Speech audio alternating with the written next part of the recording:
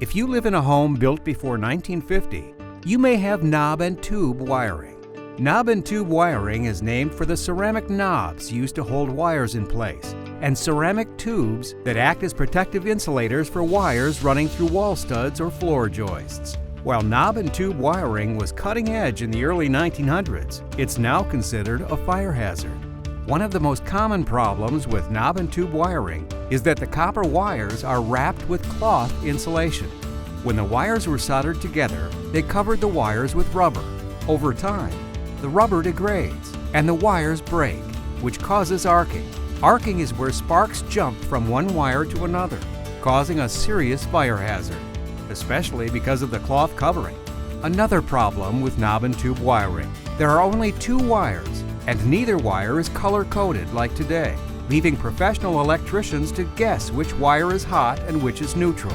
This also means there's no ground wire in the system, which can be dangerous.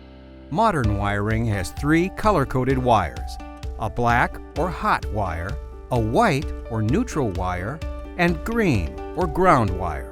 The ground wire is important because it triggers the circuit breaker to shut off in case of a short circuit.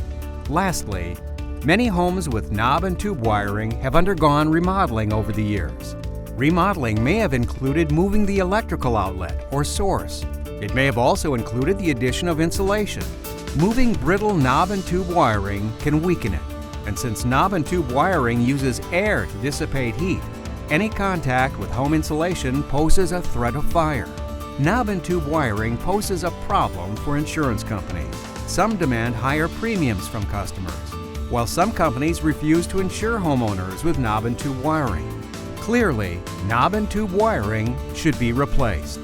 If you have or think you may have knob and tube wiring in your home and would like a safety evaluation, give us a call. We'll be happy to help you out.